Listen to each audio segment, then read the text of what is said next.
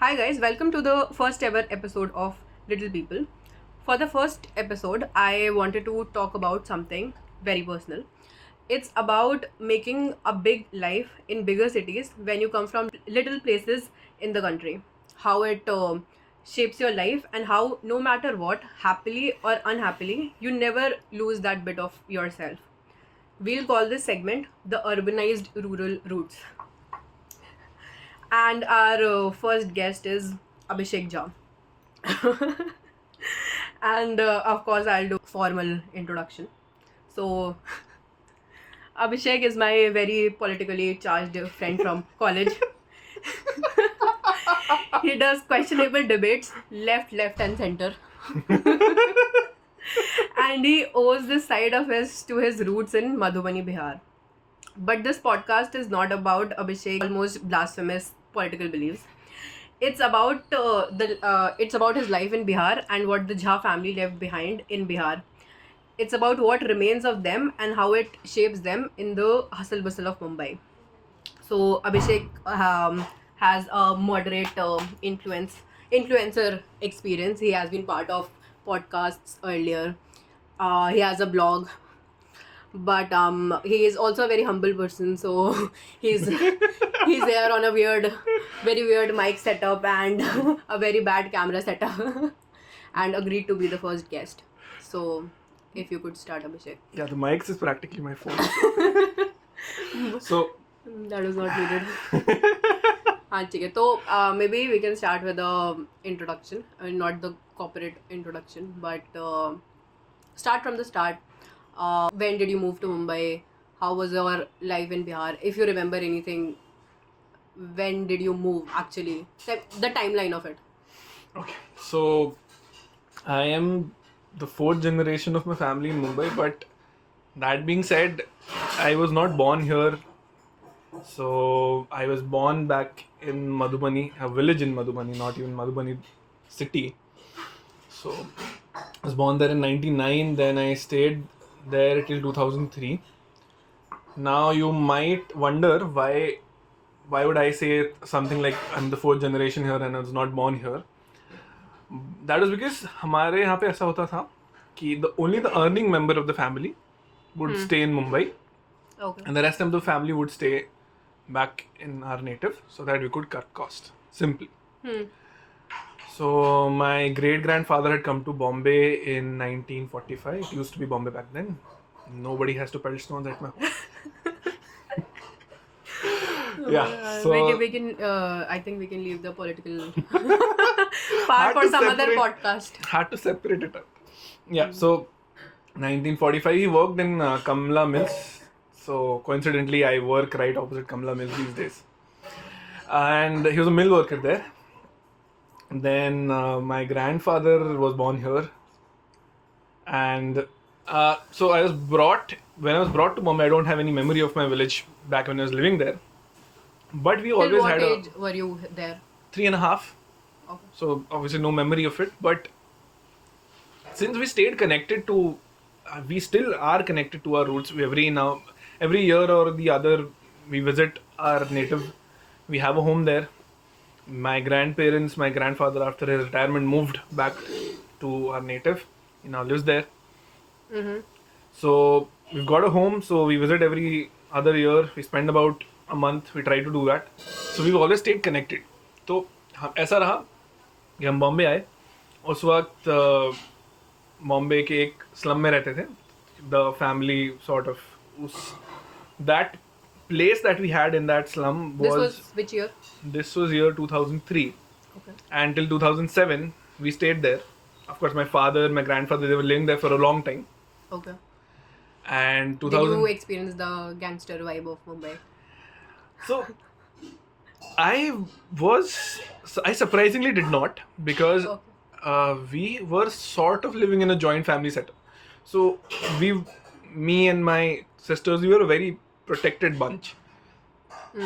So there were a lot of people to take care of us. Okay. So we did not experience that, but of course, the slum life we did. I still remember. I don't visit that place often now, but whenever I do, I still remember all the gullies, all the routes from here and there. and I think that is something that you never lose, maybe because I still remember all of it. What do you think about that?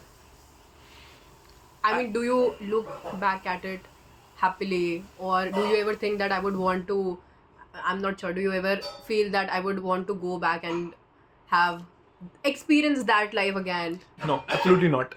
I absolutely do not want to. I would not pray or hope that anybody else has to.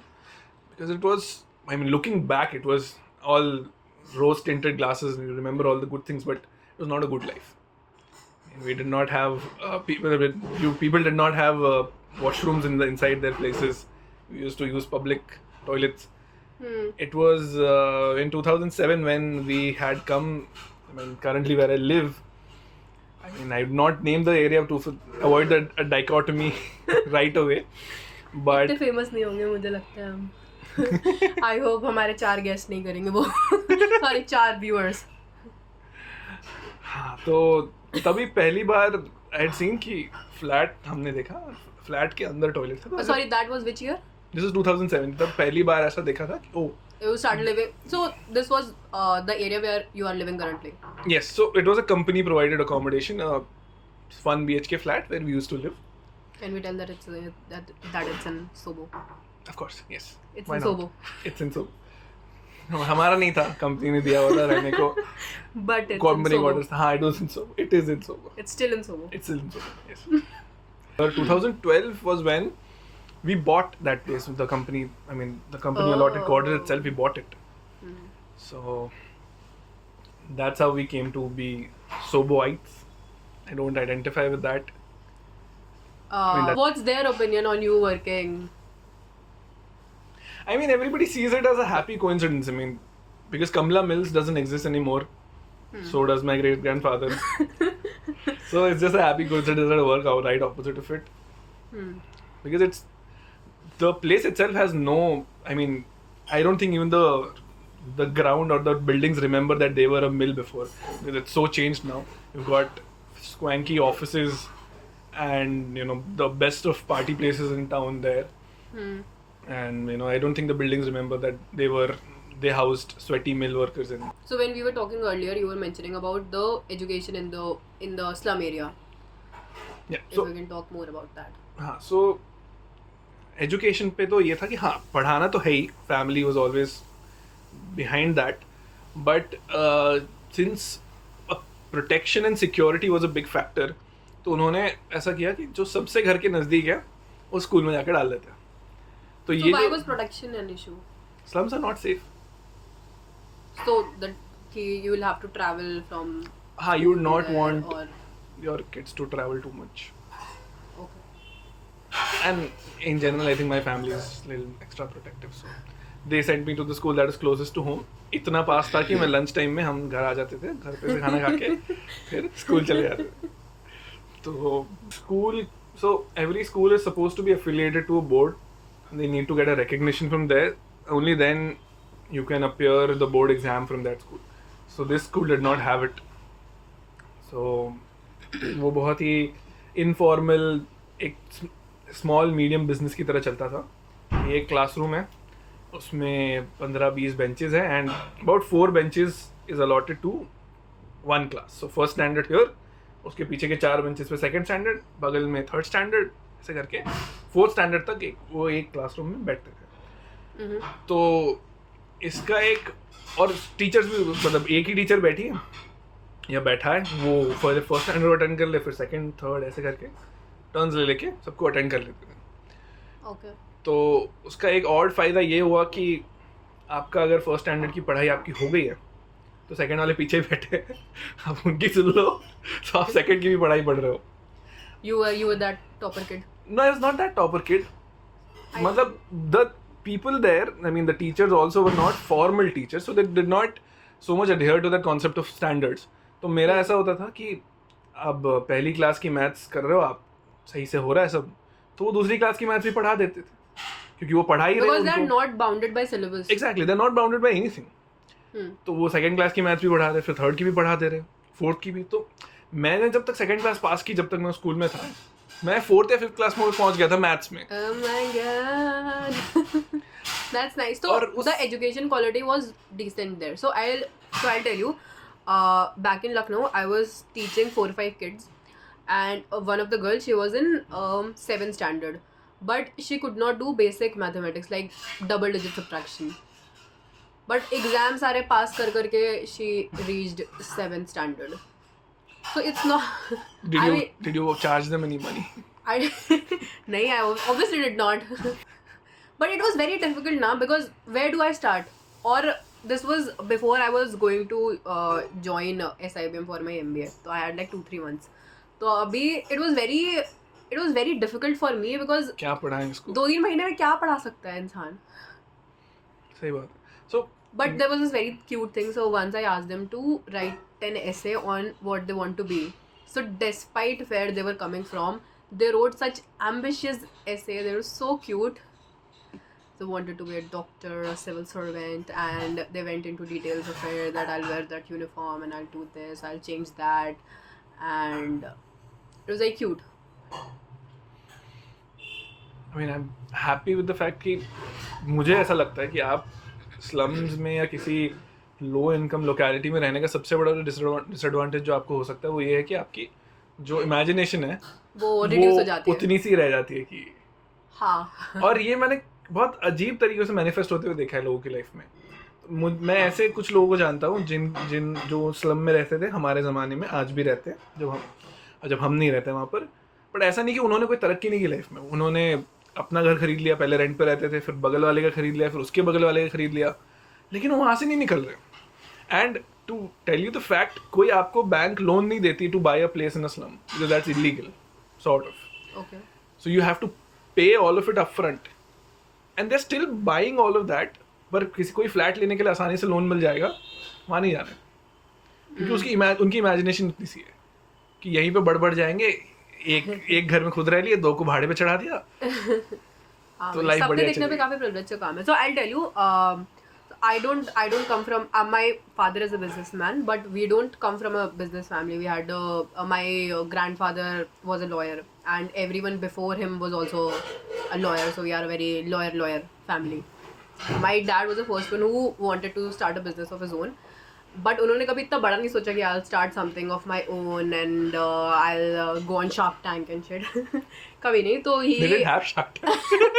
मतलब American shark tank whatever जो भी था, मतलब अभी उन्होंने कभी उतना ऊपर तक नहीं सोचा. तो he started working on a, what do you call that, जैसे जनरल स्टोर्स होते हैं जहाँ पे राशन मिलता है. So and everybody in my family disapproved of it, but he kept doing it secretly. And then he also bought a truck once. So he took a loan from his friends and also bank, I think, slightly illegally. Not gonna talk about that. So he got a truck and used to transfer a pick and drop materials, again procure materials, the raw materials like bricks and all that, and just dump it wherever it was required. And ऐसे he got into government construction, because he used to dump those raw materials to those sites, and there the person noticed him, and then he got a project, and then so that's how he got the business. So I mean, he says it's all luck and भगवान की कृपा. But वो होते हो गया. कभी उन्होंने सोचा नहीं कि I'll aspire to be that. But because I have seen that, I see bigger dreams. So I think that this is all थोड़ा generational. I think I'll relate to that. Yeah.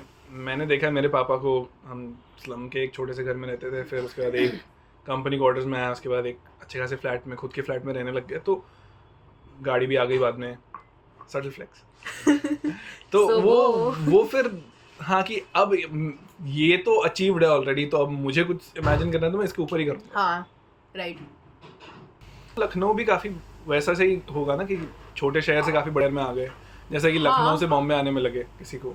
Lucknow से बॉम्बे शायद उतना बड़ा डेल्टा ना हो जितना उन्नाव से लखनऊ का. उन्नाव से या राइट, उन्नाव से लखनऊ काफ़ी बड़ा लगता है, बिकॉज आई डोंट नो, एक बार लखनऊ में आके you see things, you hear stories, तो you know a bit of life in Bombay, but Unnao में उस बारे में बात ही नहीं होती. किसी तो भी बहुत फेमस इंसान ने, बहुत इंटेलेक्चुअल इंसान ने उसको एक टर्म दे दिया कि क्या कहते हैं उसको, द पॉवर्टी ऑफ इमेजिनेशन और something like that. So that is what happens to somebody who comes from those places.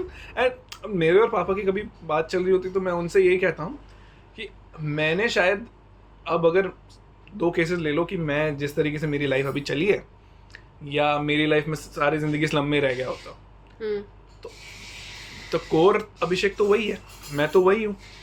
But दोनों केसेस में आउटकम्स बहुत अलग हुए होते हैं. मैं आज जहाँ पे हूँ वहाँ का बिल्कुल भी नहीं पहुँच पाता, मैं वहाँ तक का सोच भी नहीं पाता अगर मैं वहीं रह रहा होता. Of course. तो मैं पापा को हमेशा ये कहता हूँ कि वहाँ से निकलना was the best thing that could have happened to us, especially to me. And he agrees on that. Yeah, he agrees. तो जैसे we were talking about dreams और कैसे वो shape होती हैं basis where you come from. तो you said your father is only 12th pass. Yes.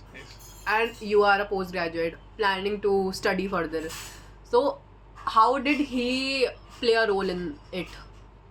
तो मेरे ख्याल से he wanted to become a graduate, but तभी family conditions ऐसी नहीं थी कि he could have studied further. तो उनके What did your मन grandfather do? Sorry. My grandfather was a security guard. Okay. Nariman point में एक जगह है, उसका नाम है डालामल हाउस. वो एक कमर्शियल बिल्डिंग, ऑफिस है उसमें. तो अभी भी है? उसमें अभी भी है वो जगह. सो एंड उसके बगल में एक रेस्टोरेंट है, उसका नाम है status. It's a very good restaurant if you go there. वो रेस्टोरेंट का हमारे फैमिली के साथ बहुत सिग्निफिकेंस है, क्योंकि हमारे फैमिली के हर इंसान ने जो पहली बार कभी रेस्टोरेंट में गए थे तो स्टेटस गए होते. तो पापा भी पहली बार किसी रेस्टोरेंट में गए तो स्टेटस गए, माँ भी वहीं गई, बुआ, दादी, सारे लोगों का पहला रेस्टोरेंट एक्सपीरियंस वही था. Okay. तो- So is status symbol like that?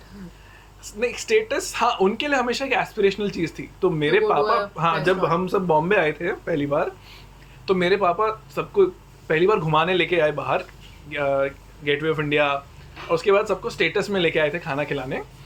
तो वो एक बहुत बड़ी चीज़ थी कि ज़िंदगी में पहली बार मेरी माँ ने और मेरे साथ मेरे चाचा भी थे, उन सब ने ज़िंदगी में पहली बार ऐसे रेस्टोरेंट में जाके खाना खाना देखा. Okay. मतलब गाँवों में भी एक तरीके से आपको मिल जाएंगे भोजनालय या उस तरीके, बट एक हाँ, I शहर get के it. रेस्टोरेंट I और get उसमें that. बहुत ज़मीन आसमान का फर्क होता है.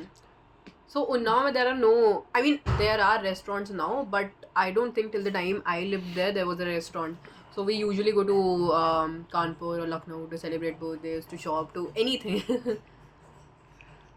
तो हाँ, हमारे यहाँ पर भी Privilege है ऐसा भाई restaurant and all भी. हाँ कि अब जैसे अगर मैं मेरे गांव का कह दूं तो 2011 या 12 में वहाँ पे हमें पक्की सड़क आई हमारे गांव में. 2000 उसके 1-2 साल के बाद बिजली आई.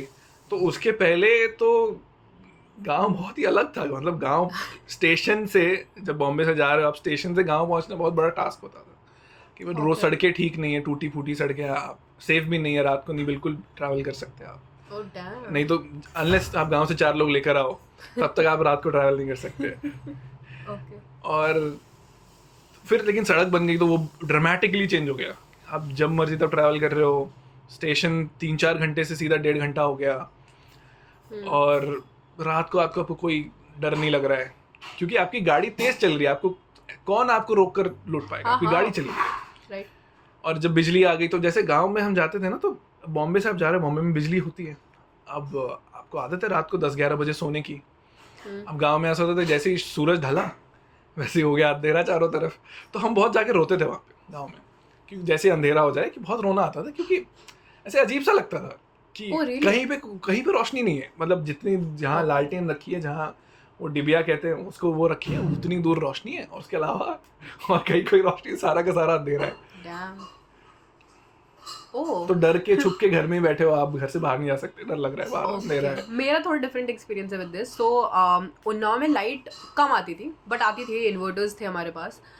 बट कभी कभी जब भी बहुत लंबे ड्यूरेशन तक लाइट नहीं आती थी, इन्वर्टर्स सारे चले जाते थे, तो थोड़ा सा कभी कभी समटाइम्स ऐसे सेलिब्रेशन का माहौल रहता था, because we use to take out candles everybody. So I use to live in a छोटा colony kind of setup where I was surrounded by all my cousins. So all of us would take out candles and we'd cycle around during the night. And it just meant कि पढ़ाई नहीं करनी पड़ेगी, क्योंकि light होती है तो पढ़ाई करनी पड़ती है, ट्यूशन पढ़ना पड़ता. तो वो सब स्किप करके खेल सकते हैं, साइकिल चला सकते हैं. तो that was what I think वो थोड़ा प्रिविलेज्ड स्पेस से आ रहा है. ठीक है. मतलब हम काफी छोटे भी थे ना उस वक्त. 10-11 साल में तो अंधेरे अंधेरे का डर तो लगता ही है. It also got annoying at times कि रात में भाई लाइट ही नहीं आ रही है, वेट कर रहे हैं, पंखा भी नहीं चल रहा है, इतनी ह्यूमिडिटी और गर्मी हो रही है, जमीन पे सो रहे हैं.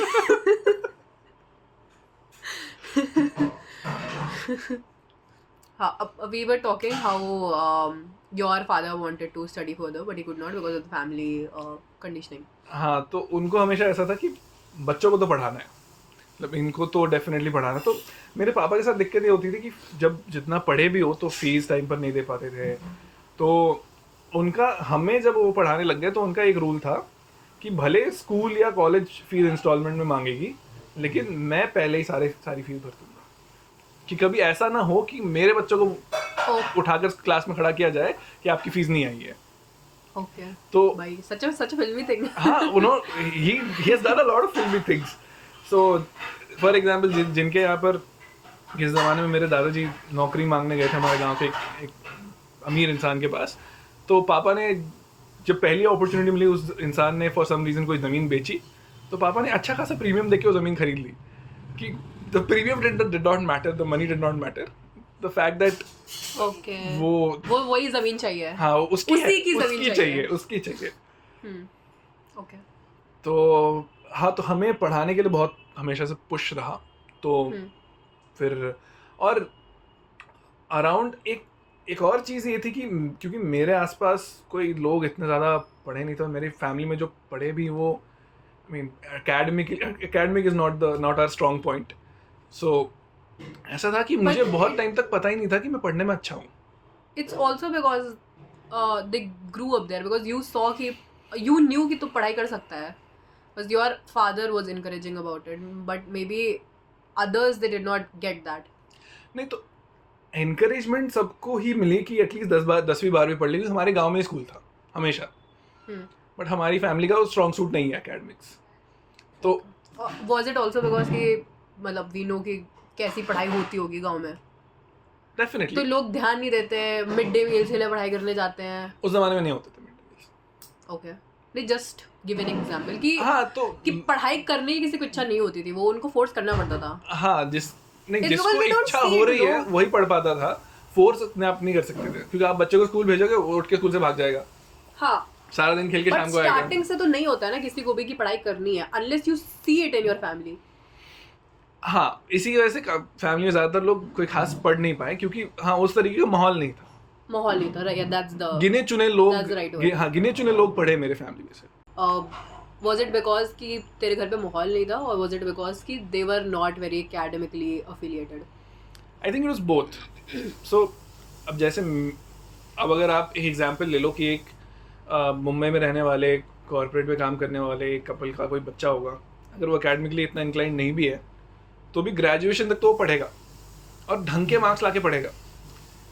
क्योंकि सिंपल सी बात है कि अगर वो बैठ के कुछ देर पढ़ाई कर रहा है तो उसको कुछ तो आ ही जाएगा.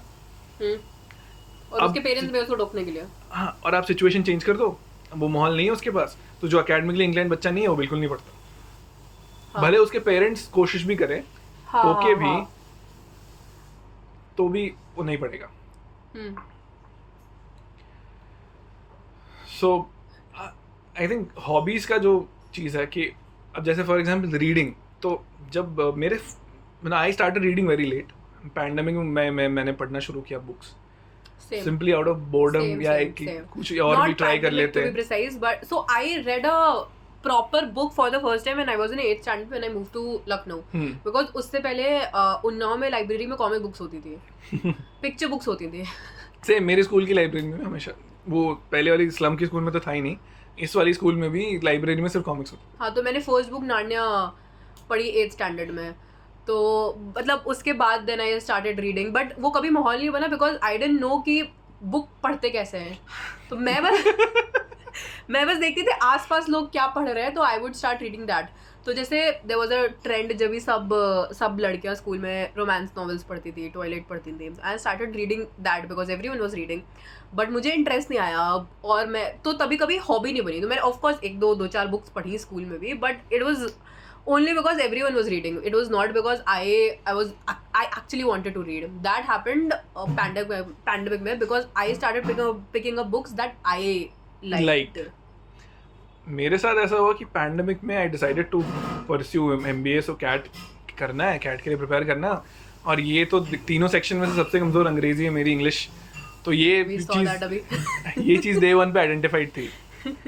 तो अब ये था कि मैथ्स तो कर लेंगे, इंग्लिश का प्रॉब्लम कैसे सॉल्व करना है। तो फिर काफ़ी लोग, मतलब मेरे सीनियर जिन्होंने करा हुआ था, उनसे पूछ के पता चला कि अगर आप बुक्स पढ़ लो, हाँ अगर आप बुक्स पढ़ लो और जो शब्द नहीं आ रहा उसको मेरी एक नोटबुक है उसमें लिख दो, उसका एक साथ सेंटेंस लिख लो तो और उसको पढ़ते रहो तो आप इंग्लिश सीख जाओगे। और ये सही है यार, मैं ऐसे ही इंग्लिश सीखा हूँ, बोलना तो ऐसे ही आया मुझे। तो उसमें फिर तभी कुछ करने धरने को था नहीं, पूरे खाली बैठे हैं, और एक ऐप आती थी एनी बुक्स, उसमें आप फ्री में कोई भी बुक्स पढ़ लेते थे। तो उस पे से बुक्स का एक्सेस है, तो बहुत सारी बुक्स एक साथ पढ़ ली मैंने, और फिर मज़ा आने लगा। मतलब शुरू मजबूरी में क्या था, मज़ा आया लगा। तो क्योंकि मेरे जो ट्यूशन टीचर्स होते थे उन्होंने एक दो बार कोशिश की थी कि मुझे मोटिवेट करे कि मैं बुक्स पढ़ूँ, और मैंने जाके एक बुक खरीद भी लाया था मैं।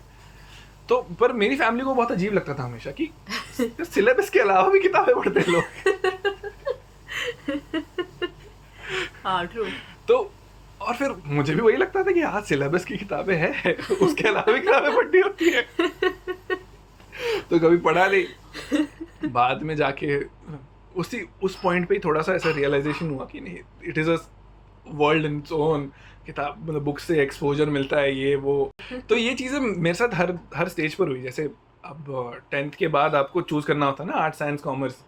अब मेरी फैमिली में वैसे मेरे दादाजी ने आर्ट्स लिया था, उन्होंने आर्ट्स में मतलब BA करने की भी कोशिश की, कंप्लीट नहीं कर पाए, बट BA में एडमिशन लिया था, 2-3 साल पढ़े भी थे। तो अब उन्होंने आर्ट्स लिया। अब पापा ने कॉमर्स लिया था 12वीं तक, और कोई एग्जाम्पल नहीं था आसपास जिसके मतलब देखे कि साइंस वाइंस लेके कुछ होता है। तो अब एक ट्रेंड चलता है ना कि जो सबसे ज़्यादा जिसके मार्क्स आएंगे वो साइंस में जाएगा, बीच वाले कॉमर्स में जाएंगे, और बाकी बच्चे सारे आर्ट्स में जाएंगे। तो उस लिहाज से आर्ट्स तो रूल आउट हो गया था कि मतलब पापा मम्मी क्या कहेंगे आर्ट्स लेगा ही। तो बिल्कुल कॉमर्स और साइंस के बीच में बहुत ही टोन सा था मैं बहुत टाइम तक, और बहुत समय के बाद एक लीप ऑफ फेथ लेके ही साइंस सेलेक्ट किया कि यार ठीक है, अब ले रहे लोग तो मतलब सही होगा। हाँ, तो कोई थॉट नहीं था पीछे, कोई थॉट नहीं था। और एक अजीब चीज़ ये हुई, जब मैं एडमिशन लेने गया तो वहाँ पे फॉर्म में मतलब ऐसा होता था कि आप या तो बायोलॉजी ले लो, या बायोलॉजी के को नहीं चाहिए आपको तो आप कोई एक वोकेशनल सब्जेक्ट ले लो, जैसे इलेक्ट्रॉनिक्स, कंप्यूटर साइंस, ऐसी 3-4 सब्जेक्ट्स थे उसमें। तो मुझे नहीं पता था कि ऐसा होता है, मुझे लगता था कि मैथ्स और बायो ऑप्शनल दोनों में से एक लेना होता है आपको। तो मैं वहाँ गया और मैंने वो फॉर्म भर रहा था, मतलब कट ऑफ होकर क्लियर हो गया, एडमिशन का फॉर्म भरना है, आपको सब्जेक्ट चूज़ करने हैं।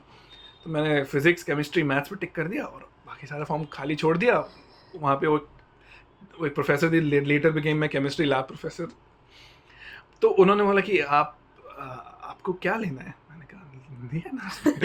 तो कह रहे तो आपको बायो नहीं चाहिए? मैंने नहीं। तो उन्होंने आपको फिर इनमें से कुछ लेना पड़ेगा। मैंने कहा अच्छा, आप दे दो फिर जो आपको अच्छा लग रहा है। मुझे बिल्कुल ऐसे लग रहा था कि अब मुझे किसी के नाम नहीं पता, मुझे कंप्यूटर साइंस शब्द पता है, but what does it really mean, क्या पढ़ाएंगे उसमें, क्या कराएंगे, कुछ नहीं पता। तो you did not have computer science as a subject before that? I mean, we had computers, but that was sham in the name of computer education. So you did not study any programming language till that? No, nothing, and nothing at all. Which board was this? SSC board. Fair warning to everybody who want to have kids later and think of SSC board as an option. Don't. So उस पर फिर ये था कि अब मैंने फिर मेरे जो ट्यूशन टीचर थे तब तक उनको मैंने फ़ोन लगाया, वो भी कॉमर्स के स्टूडेंट थे, उनको भी कोई खास आइडिया नहीं इस चीज़ का। तो उन्होंने कहा कंप्यूटर साइंस ठीक लग रहा है। और क्या ऑप्शंस थे? इलेक्ट्रॉनिक्स, इलेक्ट्रिकल, ऐसा और एक कोई था। मैंने कंप्यूटर साइंस ले लिया उसने। नाइस। और उसके बाद ऐसा हुआ कि अब 12वीं पास हो गई, अब इंजीनियरिंग करना है। वो तो डिसाइडेड कि मेडिकल नहीं होगा मुझसे। मेडिकल क्योंकि बायोलॉजी नहीं होगी मुझसे। हाँ, बायोलॉजी नहीं होगी ये पता था मुझे। That is the only clarity I had after 10th standard. तो अब इंजीनियरिंग करनी, लेकिन इंजीनियरिंग करेंगे किस पे? एंट्रेंस दे दिया, 12वीं की एग्जाम पास कर ली, अब वापस वही सिचुएशन हो गई, फॉर्म भर रहा है कॉलेज का, अब तो कौन that से is ब्रांच में basis your जाएंगे? marks also, ना? The branch is या basis it is your. Basis your marks, but you have to specify ना कि आप इस कॉलेज की इस अच्छा, ब्रांच में you अप्लाई कर रहे हो. prioritize. हाँ, आपको एक हाँ, list I of get. Priority देनी होती. उसमें नहीं पता था, तो फिर मैंने क्या किया, मैंने सारे कॉलेजेस के, अच्छे कॉलेजेस के, उनके नाम पता थे मुझे, तो उनके मैंने कट ऑफ निकालने शुरू किए लास्ट 2-3 साल के. और मैंने ये देखा कि कंप्यूटर इंजीनियरिंग की कट ऑफ सारे ही कॉलेजेस पे सबसे ज़्यादा है. और ऐसा एक बार ही नहीं हुआ है, हर साल ही ज़्यादा है. Okay. तो फिर मैंने सोचा कि 12वीं तक भी पढ़ा है, ठीक ही लग रहा है, और सारे कट ऑफ ज़्यादा, मतलब सारे स्मार्ट लोग भी यही जा रहे हैं. It was legend that which made me decide कि कंप्यूटर साइंस कर लेते हैं. So what was the motivation? Motivation मतलब, so you did not have a end goal in mind कि ये करना है और इसलिए करना है और इससे ये मिलेगा. You were just doing. ठीक है, अंधी में तुक्के मार मार के, it was just happening. But घर पे पेरेंट्स के पास कुछ तो होगा ना कि मतलब हम स्लम से आके यहाँ तक पहुँच गए हैं इसको पढ़ाने के लिए, मतलब नॉट पढ़ाने के लिए, बट हाँ इतनी हमने वो सब किया है, तो ROI की क्या बातें कर ले थोड़ी. तो ROI का उनका ये था कि हाँ पढ़ लिख ले, उसके बाद एक अच्छी नौकरी पकड़े. अब उनको बिटवीन दैट उनका कोई ना, उनको एक्सपोजर भी नहीं था, उनकी कोई गलती नहीं है इसमें, और उनके कोई मेरे से एक्सपेक्टेशन भी नहीं थी कि इस बीच का मैं उनको इन्वॉल्व करूँ या उनके हिसाब से चलूँ. उनको ये था कि हाँ step 1 we want to get you educated, उसके लिए हम पैसे देंगे, and step last we want पैसे बैक कि कमाओ जाके. तो उसके बीच का जो जैसे कर रहा है देख लो. तो कभी गवर्नमेंट जॉब्स का वो नहीं था घर पे? बहुत ज़्यादा था. हाँ, well, that happens with with UP, Bihar. Every UP Bihar kid. तो बचपन से ऐसा था कि मतलब मैं शुरू में जब ठीक ठाक मार्क्स आने लगे स्कूल में, तो ऐसा था कि हाँ ये लड़का कलेक्टर बनेगा. तो सबके मतलब मेरे दादाजी, मेरी दादी, सारे रिश्तेदार सबके कलेक्टर बनेगा. तो मैंने इंजीनियरिंग ज्वाइन करने के बाद मेरा भी मन था कि मैं बनूं, तो मैंने किताबें भी खरीदी और मैंने किताबें पढ़ी भी. एंड आई रियलाइज कि जो किताबें मैंने पढ़ ली उससे I have this where understanding that I can never be sure कि मैं एग्जाम क्रैक कर दूंगा. Was that a point of discussion कि अभी इंजीनियरिंग एंड हो रही है, कलेक्टर बन सकता है लड़का या MBA करना है इसको? Definitely that was the point of discussion. बात तो यहाँ तक की हो गई थी कि पुणे जाके पढ़ाई करनी है UPSC की दिल्ली जाके पढ़ाई करनी है UPSC. X क्लास में जाना है या Y क्लास में जाना है, ये सारी बातें बहुत तक हम पहुंचे हुए थे. Okay. But at some point मुझे लगा कि नहीं यार ये शायद तो was that a difficult conversation? या it was a difficult conversation. तो how did you convince them? Simply हाथ खड़े कर दिए मैंने कि नहीं हो पगम से? मतलब हाँ, मतलब मैंने उनसे कहा कि मैं That कोशिश is so करूंगा. good. I mean, it was so difficult. It still is so difficult for me to accept कि ये काम मेरे से नहीं हो पाएगा. नहीं, मैंने ऐसे नहीं बोला था. मैंने बोला था कि मैं आपको गारंटी नहीं दे सकता कि 5-6 साल भी इसमें लगाने के बाद जाके इसमें से कुछ निकल कर आएगा. ऐसा हो सकता है कि मैं इसमें 5 साल भी लगा दूँ और निकले 0. That is a good thing. But मैं ऐसे कभी बोलती हूँ तो मुझे लगता है कि मेरी पूरी एग्जिस्टेंस क्वेश्चन हो रही है. नहीं होती है वो. नहीं मतलब मेरी नहीं, but it's also existence good कर to- दी थी मेरी. But it's also good to know ना कि तुम्हें क्या चाहिए और तुम क्या कर सकते हो. So it was only after मैंने 1 साल mentally invest कर दिया था in NEET that I realized कि I don't want this. Although मैं पहले से realize करी थी कि शायद मुझे ये नहीं चाहिए, बट वो रियलाइजेशन तभी हिट हुआ जब मैंने मार्कशीट देखी कि ये मेरे से नहीं हो पाएगा. नहीं हो पाएगा. तो काफ़ी हैप्पी कोइंसिडेंसेस, लकी कोइंसिडेंसेस ही थे. तो आई थिंक जो भी ऐसे ऊपर जाता है, मेरे पापा भी ऐसे ही कहते हैं, और मैं कहूँगा कि अगर मैं पढ़ लिख लिया ढंग से और today I am doing something that I don't hate at least, तो that is all happy coincidences. अगर मुझे उस दिन मैंने वो कंप्यूटर साइंस के बदले किसी इलेक्ट्रॉनिक्स में चला गया होता, चाहे कंप्यूटर इंजीनियरिंग के बदले कोई और इंजीनियरिंग कर ली होती, तो आज लाइफ कम्प्लीटली डिफरेंट होती. क्योंकि हर स्टेज पे अब जैसे अब उसके बाद MBA करना है, तो MBA में कौन सा ब्रांच लेंगे ये भी नहीं पता. तो अब उसका डिसीजन कैसे लिया कि मैंने सबसे मेरे करीबी दोस्तों को बिठाया कि उनको पूछा देखो ऐसा ऐसा है. अब वो भी इंजीनियर थे, उनको भी कोई आइडिया नहीं इन चीज़ों के बारे में. तो मैंने उससे बताया कि देखो मार्केटिंग में XYZ होगा, फाइनेंस में ये चीज़ें होंगी. तो मैंने बोला कि यार जिस तरीके से तूने ये चीज़ें बताई मेरे हिसाब से marketing is what you like. तो उस पर ऐसे गेस करते करते ले लिया marketing. No, actually, I want to ask you this. मतलब after entering MBA, at least the engineering background sort of made me feel included. Wow. I mean, yours wildly It was different. How was it? मैं काफी time तक लोगों को बताती नहीं थी कि I am BSc biology graduate amongst you engineers. तो लोग ऑटोमेटिकली टर्म समझ लेते हैं यार, इसको तो अकाउंटिंग भी नहीं समझ आ रही होगी, ये तो maths भी नहीं एडिशन आता भी है। नहीं कर पा रही होगी, इसको कोडिंग भी नहीं आती, मैथ्स भी नहीं आता, अकाउंटिंग भी नहीं आता, तो आता क्या क्या कर रही है ये? तो मुझे ऐसा लगता, मतलब I don't know, it could be in my head only, but मुझे कई बार ऐसा लगता था कि people were not including me into intellectual stuff because they felt कि I might not be that good at it. I think it was only in my head. I don't know. It could have been true. I don't think I'll deny अरे it. because everyone in MBA is quite competitive ना, उनको है कि I mean you are competing against each other. भाई GD में if we are sitting together, I'll try to kill you. हाँ, Because I want that job as much as you do. exactly. तो अब मुझे मतलब प्रैक्टिकल चैलेंज क्या है, मतलब ठीक है इंजीनियर्स ने इंक्लूड नहीं किया, that was one thing, but MBA करने में कोई दिक्कत, क्या दिक्कत I being non engineer, non commerce background? Yeah, it was only my personal bias is what I feel, that I was not doing things because मुझे लग रहा था कि I am not good at it या मेरे से होगा, तो तभी I was very conscious कि मैं क्या कर रही हूँ, और अगर मैं कुछ कर रही हूँ तो I was like what if I'm not good at it. तो काफ़ी ऐसे questions थे. Then after first year I started trying out. Did your internship play a part in you becoming more confident after first year? Of course, everything did. Every competition I cracked, every game I played, everything I think contributed a little bit. Yeah, because I think you especially got involved in a lot of things till by the end of MBA. You played हाँ, I think I was TT जीत गई, competition जीत रही है, तो काफी चीजों में involve थी. हाँ, I think I was very low key first year में. हाँ, very low key. बस हाँ, स्टार्टिंग में तो काफी I think वो एक बार कैंपस आके थोड़ा और इजी हो जाता है ना, जब आप लोगों को देखने लग जाते हो सामने, बिकॉज हाइब्रिड होता है तो तुम्हें एफर्ट लेना पड़ता है खुद से टू, और नहीं आपको अंदाजा नहीं लगता कि सामने वाला कि वो कितना, मतलब आप हमेशा अपने आप को कंपेयर कर रहे हो ना दूसरों से कि मैं am I as good as the others, so you can never be sure of how good that other person is if you're you online. can't even judge the person's reaction or what they are feeling or how they feel about you. So I think again no harm intended to anybody, but मुझे जब हम campus पर आए और कुछ महीने हो गए, जब मुझे रियलाइज हुआ कि and let's for the lack of a better word how not smart a lot of people were. I mean I thought कि यार सारे ही लोग यहाँ आए हैं, एक्सपीरियंस लेके आए हैं, और मैं तो ऐसे बिल्कुल तुक्का उक्का मार के पहुंचा हूँ यहाँ पे, तो ये लोग तो सब सोच समझ के आए होंगे, तो ये तो बहुत स्मार्ट होंगे. हाँ,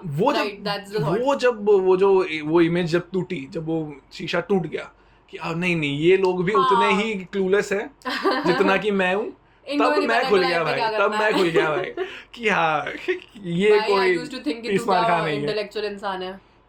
ये मुझे हर इंसान के बारे में लगता था कि अरे ये लोग क्या इंटेलेक्चुअल. मेरे बारे में लगा था यार कनेक्ट ही नहीं था हमारा कनेक्ट. आई थिंक इंटर्नशिप के पहले तक हम बिल्कुल ही कुछ नहीं था.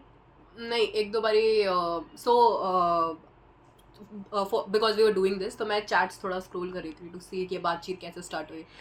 तो I remember the first conversation we had after we came on campus. Oh हाँ, नहीं उससे पहले भी हमारी थोड़ी बात हुई थी. थोड़ी क्योंकि हम वी में थे. नहीं, इट वाज आल्सो हाँ I asked you if you got a confirmation. And then you wrote a blog, then उसके बारे में भी discussed, we were discussing politics on HKs, this it's that. हाँ, that was fun. फिर we started talking on campus I think. हाँ, जब हम campus आए, मतलब मैं थोड़ा देरी से आया था, तो you were already here, तो you gave me a tour जब मैं आया था, मुझे वो याद है. हाँ, you would give me a tour of CAD block और वो सारी जगह. Damn, such a cutie. तो हाँ, आई थिंक वो जो था ना कि सारे लोग स्मार्ट है, उसके चक्कर में मतलब मुझे लगता है ये लोग जो केस फॉर्म्स क्रैक करते थे, तो टीम्स होती है, आई थिंक हर भी स्कूल में होती है कि कोई टीम्स होती हैं जो सारे कंपटीशन क्रैक कर रहे थे. हमारे यहाँ पे भी फर्स्ट ईयर में थे. लगता है ये लोग बहुत स्मार्ट होंगे यार, ये लोग कंपटीशन क्रैक करें, मुझसे थोड़ी होगा. मैंने फर्स्ट ईयर में एक भी कंपटीशन सीरियसली नहीं किया.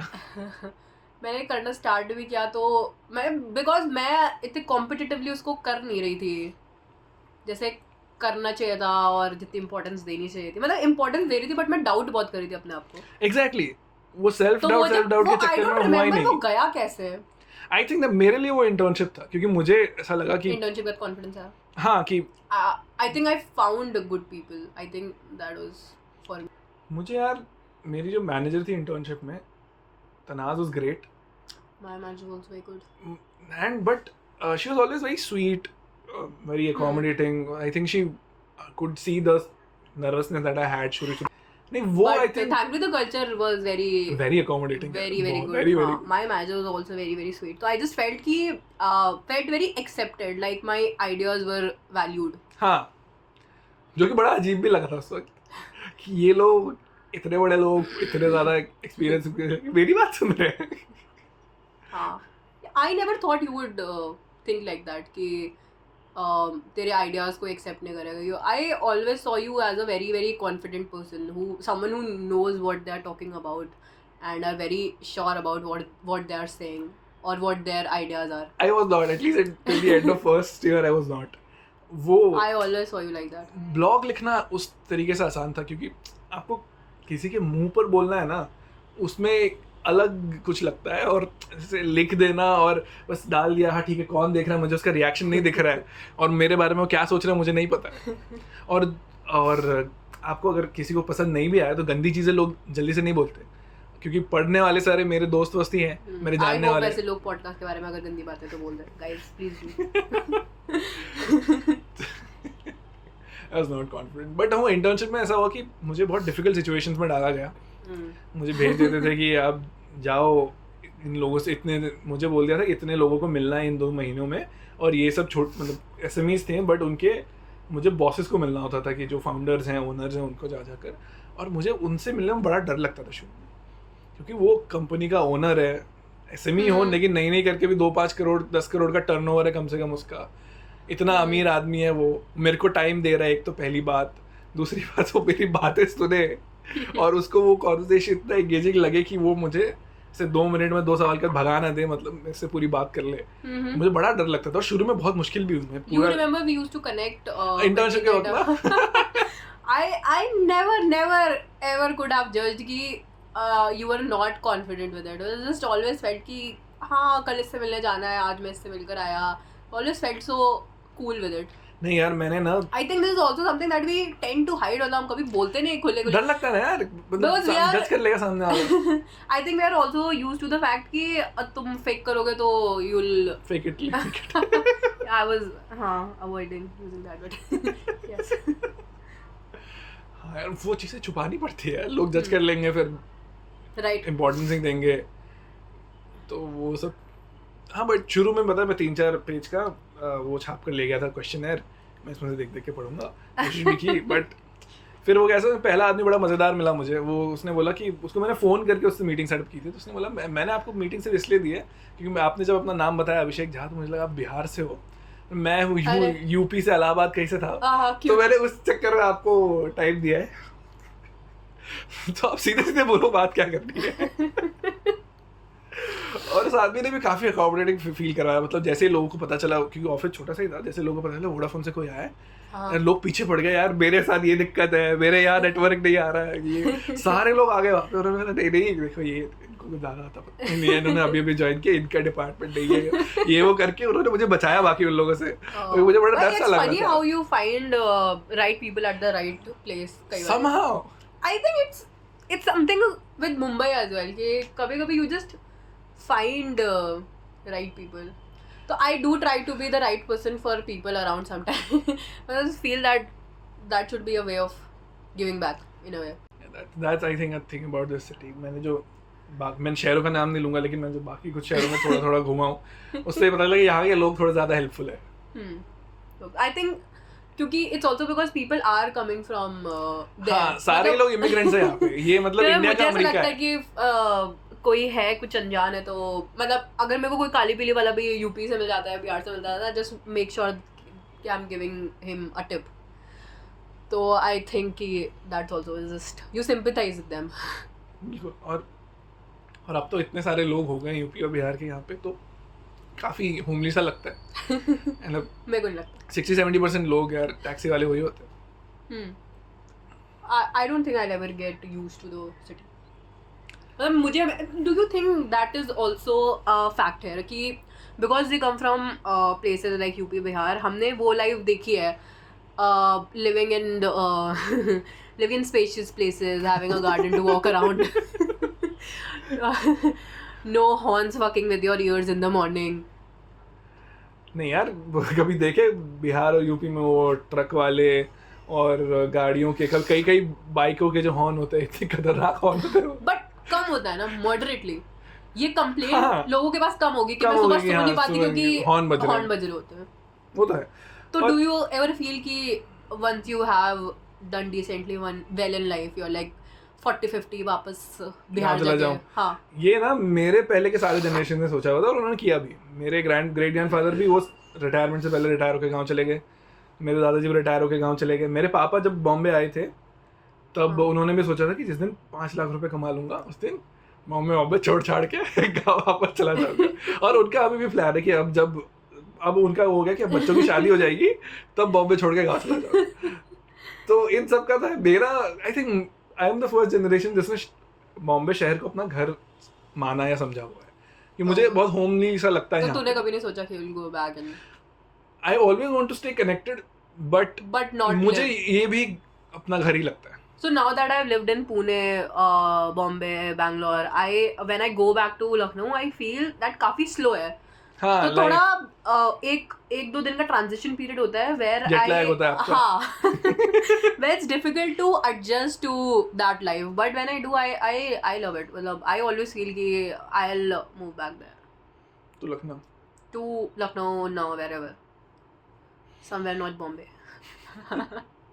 और I don't hold any grudges towards anyone. I love the city. I don't hold grudges towards anyone जिसको जो ऐसा कहता है कि वो बॉम्बे में नहीं रहना चाहता. यार एक्सेप्ट कर लेते हैं. मतलब है प्रॉब्लम. मतलब the city is good. It's not that कि मेरे को सिटी से कुछ प्रॉब्लम है. It's because I've seen that life. I like it better. मुझे नहीं दौड़ना रोज. और बहुत ही फेयर चॉइस है ये. आप आइडियली आपको नहीं दौड़ना चाहिए रोज के बेसिस पे. मतलब it depends. मतलब so people who have lived in Delhi or any metro city for that matter for all their life, they feel कि यही लाइफ है. मतलब उनको वैसे ही पसंद है. They like the rush. तो वही आई थिंक फिर उन लोगों का जो हमेशा से शहर में ही रहे हैं, जिनका किसी छोटे शहर या गांव से कोई कनेक्शन नहीं है, उनके लिए भी फिर वो पॉवर्टी ऑफ इमेजिनेशन हो जाती है. आप देखो जैसे गोवा में लोग ऐसा करते. गोवा में it's a very known thing. Pune में करते हैं काफ़ी लोग. पुराने पुणे में हाँ. सो जाते हैं यार. उनको नहीं कमाने उतने पैसे. 2 घंटे का बिजनेस जा रहा है, कोई बात नहीं. They want to have a better life. So yeah, I think we in that fashion are at the sweet spot कि हमें दोनों तरह की लाइफ पता है. हम अपने लिए चुन सकते हैं. हमें पता दोनों है. मुझे अगर चाहिए कि मैं बहुत पैसे के पीछे भागूं, बहुत पैसे कमाने हैं, तो मैं भागते रहूं. But I think we do get carried away, क्योंकि मुझे ऐसा लगता है कि if I go back to Lucknow और Unnao, I will be restricted to that mentality, क्योंकि मुझे ऐसा लगता है कि शायद मेरी ग्रोथ थोड़ी डिलिमिट हो जाएगी. अपॉर्चुनिटीज कम है उसका. अपॉर्चुनिटीज भी कम है. और पता नहीं, मतलब I see people who have lived there for all their life and I sometimes feel that I don't want to be that, क्योंकि वो हमेशा वहीं पे रहे. वो उससे ज़्यादा सोचे नहीं, उन्होंने उससे ज़्यादा कभी सोचा नहीं. तो मुझे कभी कभी वो स्कैरी थॉट भी लगता है. तो आई थिंक ठीक है, अभी it's too early to have that crisis. If you've come here and you've seen the life that people live here, तो एक पता तो है ना मन में एटलीस्ट कि ऐसी भी जिंदगी जी जा सकती है. बट एक बार यू गो बैक, मतलब वंस इन अ लाइफ तो तुम्हें सोचना पड़ेगा ना कि तुम्हें क्या चाहिए. तो एक बारी को अगर वो सोच गया तो फिर ये नहीं हो पाएगा. हाँ, दोनों एक साथ तो नहीं हो. मतलब ये अगर हमने लिया तो at one point in life I might choose कि at the age of 45-50 I'll go back and do आम की खेती. बट वैसा वर्सा नहीं हो सकता. मैं आम की खेती करने के बाद कॉर्पोरेट में नहीं आ सकती. सही बात. तो फिर आगे क्या प्लान है? That is a difficult question. मतलब as in do you plan to stay in corporate और या कलेक्टर बनने का सपना पूरा करना है? यार जिस दिन मैंने MBA करने का ठाना था, मैंने ये सोचा ज़रूर था कि मैं एक बार MBA हो जाए, नौकरी वगैरह ठीक से लग जाए, तो फिर नौकरी छोड़कर 1 साल पूरी लगन से, पूरी मेहनत से कोशिश करूँगा कि एग्ज़ाम दे दिया जाए। 1 साल पूरी लगन से कोशिश करूंगा। अगर ऐसा लगेगा कि बिल्कुल ही कुछ नहीं हो रहा है तो ठीक है, ऑब्वियस है। अगर if I feel I am getting close तो मैं शायद करके बच जाऊँ। And this is because is it mainly because of the influence or is it also your interest in the field? I think it was mainly because of influence. मुझे ऐसा Well, लगा it कि started with the influence. I was letting my family down by not attempting to take UPSC. I get. मुझे भी कभी कभी feel होता है that I have not accomplished enough because this is not what my family approves of. This is not what doing a 9 to 5 job. I mean, because you come from a business background, maybe that's It's why. not just about the business. I think if I had chosen कि I'll do something in government sector, I'll be a slave to government instead. So I think they would. I mean, not that they're unhappy, but I think they would be happier with that.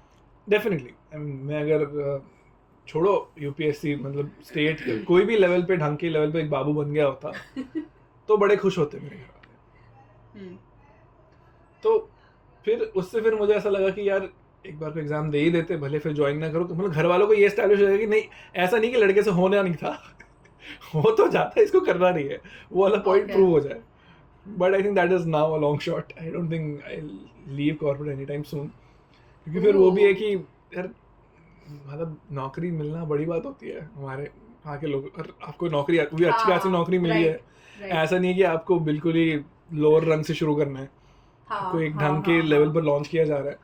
तो ऐसी नौकरी छोड़ना, मतलब for someone who comes from the kind of background that I do, इतना आसान नहीं है। मतलब भाई what we were discussing earlier as well कि switch करना is also not a thought acceptable. that they're very comfortable with because they are like because these people have given us a रोजगार, like हाँ घर में a livelihood, हाँ तो अब we should be loyal to them. Loyal is the word. हाँ loyalty होनी चाहिए, but that is very contrary to what we hear. In fact sessions in colleges also हाँ कि मतलब कंपनीज तो किसी की नहीं होती। हाँ company, and that is also true ना। मतलब अगर मेरी कल को कोई कंपनी होगी और किसी के साथ कुछ सीन हो गया तो आई विल नॉट वेट कि वो रिकवर होकर आएगा। आई ऑब्वियसली रिप्लेस, बिकॉज धंधा चलना चाहिए। हाँ अगर हम अच्छे लोग हैं तो हम उसको वापस रख लेंगे नौकरी पे, बट लेकिन उसका रिप्लेसमेंट भी आ चुका होगा तब तक। हाँ, क्योंकि रुकेगा नहीं कुछ। हाँ इतनी इंपॉर्टेंस तो नहीं है हमारी, ऐसा कुछ काम हम नहीं कर रहे जो कोई और नहीं कर पाएगा। और नहीं यार, कितनी ही इंपॉर्टेंस हो, आपके जितने अच्छे लोग, आपके जितने स्मार्ट और एक्सपीरियंस लोग आप हमेशा मिल जाएंगे यार, बहुत बड़ा देश है। तो आप तो रिप्लेस हो ही जाओगे, हर लेवल पे होते हैं। तो आई don't think but you stop thinking like that. हाँ कि लॉयल्टी बनी रहनी चाहिए। लॉयल्टी से ज़्यादा ये सेंस ऑफ सिक्योरिटी है द जॉब। तो हम in a way we are also very conflicted generation because our parents try to root us to the background we come from, but we try to spread our arms to grab the life we want to, or we see we people think we want to. maybe I don't think most people are sure of what they want. क्योंकि यार एक बार को मैं अगर सोच भी लूँ कि चलो यार नौकरी छोड़ देते हैं, कोई स्टार्टअप शुरू करते हैं, कोई बिजनेस शुरू करते हैं, तो यार मुझे ही फिर मैं अगले ही दिन मैं खुद को ही डाउट करने लग जाऊंगा कि अरे अगर वो फेल हो गया तो क्या करेंगे। मतलब चलो ठीक है, ऐसा तो नहीं होगा कि फेल हो गया तो मतलब खाने पीने पे ऑफर आ जाएगी, वो नहीं है। बट फिर मैं अपने बारे में क्या सोचूंगा कि यार मैं फेलियर हो गया मैं। failure is also not appreciated. Definitely not. Is it? Definitely not. हाँ तो आई थिंक जब वो समर प्लेसमेंट्स के जो इंटरव्यू वगैरह होते हैं उसमें ऐसा हुआ कि लगातार लाइन से मुझे 1 दर्जन 12 रिजेक्शंस मिले थे। तो मुझे बड़ा ही खराब लगता था उस पॉइंट पे। तो मेरा खाना पीना भी छूट चुका था कि यार मुझसे खाया पिया नहीं जा रहा है। वैसे भी खाया नहीं जाता था। एक पॉइंट के बाद, क्योंकि हम घर पर ही थे जब वो इंटरव्यूज हो रहे थे, तो एक पॉइंट के बाद मेरी फैमिली मुझसे देखकर तरस आने लग गया उन्हें कि यार ऐसा कैसा बच्चे का हाल हो गया कि खा रहा है, खाया नहीं जा रहा, उस मुँह सूख गया है बिल्कुल। तो उन्होंने कहा था अरे छोड़ो, क्या हो गया, कोई बात नहीं हो रहा है तो छोड़ दो, उसमें क्या है, कुछ और कर लेना। लेकिन तब मुझे नहीं एक्सेप्ट हो रहा था कि यार ऐसे कैसे मैं फेल हो जाऊंगा सारे के साथ। हाँ ट्रू वो ईगो पे बहुत आता है, बहुत ज़्यादा आ गया था ईगो पे। क्योंकि तब तक यार लाइफ में ठीक ठाक ही किया था कुछ, तो बिल्कुल ही ईगो पर आया था वो। बट बाद में फिर जब प्लेस हो गए तो प्लेस होने पर तो कुछ खास फील नहीं हुआ। It was more of celebration से ज़्यादा ये लग रहा था कि हाश हो गया, मतलब अब Do you और also- फेलियर एक्सेप्ट नहीं कर पाता शायद. Do you also think that this limits our ability to dream? Definitely जैसे हमारे पेरेंट्स ने एक लिमिट तक सोचा, वैसे हम भी क्या किसी लिमिट तक सोचते हैं. डेफिनेटली मतलब it's in fact bigger than what they used to dream, but I think it's still not what people who maybe have been born and brought up in metro cities or come from a slightly affluent background. तो मेरे ख्याल से एक multiplier की तरह समझ लो कि Right. आपका एक्सपोजर अगर x है Hmm. तो x/3 या x/4 उतनी आपकी सोच.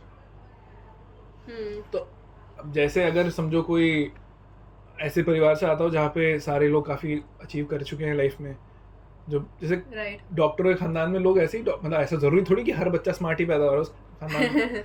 नहीं, बन बट जाते क्योंकि हैं. उसको ऐसा माहौल ही मिला है, उसने इतनी चीज़ें देख रखी है कि उसको आसानी हो रही है वो चीज़ करने में. अब जैसे अब किसी को इंजीनियर बनना है और उसको उसके परिवार में कोई इंजीनियर नहीं है, उसने कभी कोई इंजीनियर देखा नहीं है, तो अब उसको नहीं पता ना कहाँ से पढ़ते हैं, क्या पढ़ते हैं, कैसे पढ़ते हैं, कौन सी चीज़ इंपॉर्टेंट होती है, कौन सी नहीं होती है. तो अगर मेरे पास समझो पैसे भी हैं, अब जैसे अगर मुझे किसी क्लास में जाकर एडमिशन लेना है, मेरे पास पैसे हैं उस क्लास की फीस देने के लिए, लेकिन कौन सी क्लास में जाऊँ ये थोड़ी पता है मुझे. अब वो अगर मेरे आसपास कोई होता जो मेरे लिए ढूंढ लेता, हाँ, I get it. तो वो आप जब खुद ही फाइट करते हो तो फिर हाँ, तो मतलब हाँ, आई थिंक बट मतलब लाइक हमारे पेरेंट्स ने हमारे लिए द बेस्ट देने की कोशिश की. The definitely. Best possible. हाँ, वैसे I think we'll try for our kids and that's how it works. Are we that old? मतलब some point in time Yeah. I think. करेंगे यार, करेंगे. I think that's a good note to. End it on. But I think it was very nice because I never thought that that you will ever say कि I was not confident when I was doing that, or this sort of held me back. I never thought. So this is something that that will stay with me. कि, damn. I think two things I think I realized at first. I mean pretty good at acting. मैंने लोगों को believe कराया था कि मुझे काफ़ी confidence है मुझ पे. दूसरा ये कि यार आप लोगों को अंडर एस्टिमेट नहीं कर सकते. मतलब आप जिसको नहीं जानते हो उसके बारे में कोई धारणाएं ना बनाओ. ये ओवर एस्टिमेट या अंडर एस्टिमेट मत करो, क्योंकि हाँ, मुझे overestimate especially overestimate मत काफ़ी करो. लोगों को कर That's रखा for था. us. हाँ, और फिर एक इवन अबाउट मानसी, मतलब मैं जब तक जानता नहीं था तब तक मैं कोशिश तो कर ही रहा था कि कोई ओपिनियन ना फॉर्म करूँ, बट जब आप किसी को से बात करते हो, जानने समझने लगते हो, तो आप you know that this person, I mean a simple test of intelligence that I think people should take is, can you hold two conflicting thoughts together in your head and not reject either. किसी writer ने कहा था, ये बहुत ही अच्छा test है. तो ये ना मैं लोगों को इसी तरीके से टेस्ट कर रहा हूँ. Unless you are an extremist. हाँ, तो इस तरीके के जब हम, क्योंकि काफ़ी ईजी होगा था हमारे लिए कनेक्ट करना पॉलिटिक्स पर, क्योंकि हम बिहार और यूपी से आते हैं. तो उस पर फिर समझ में आ गया था कि she is a smart person, and then that later on manifest in a lot of things. यहाँ ठीक है, कंपटीशन भी जीतने लग गई, फिर उसके बाद और भी चीज़ें, काफ़ी चीज़ें होने लग गई. तो that was just reinforcement. I am so happy I did this. मतलब first podcast I have contemplated starting this since 2020, और कभी वो कॉन्फिडेंस ही नहीं आया. But yesterday I don't know what got into me and I just texted कि भाई चाहिए मेरे को, और पता नहीं for some reason इसी के साथ चाहिए. और मतलब करना है. मैं जब आज चल कर आ रहा था, हम सब साथ में चल कर आ रहे थे यहाँ पर पहुँचने के लिए कि पॉडकास्ट रिकॉर्ड करेंगे, तो हम शुरू में कुछ देर बात करें, बाद में चुप हो गए. तो मैं तब ये सोच रहा था यार ऐसी चीज़ें मतलब मैं क्यों नहीं कर पाता हूँ, कि मैं ये why was I not in your place and texting someone कि यार मुझे ये करना है, आप मेरे साथ आ जाओ. यार मैं इतना खुश हुई सुन के. मतलब मुझे लगा कि मैं कितना गरीब हूँ मेरी सोच पे कि मैं ऐसी चीजें कर. Damn. यार shit. ये मुझे realize हो गया, इनिशिएटिव लेनी चाहिए लाइफ में. This will stay with me. This will stay with me. I think we can end this now. Yes. I thank you. अगर लोग सुन रहे तो thank you to all 3 of my viewers and listeners. Bye. Bye bye. Jai Shri Ram. Jai Shri.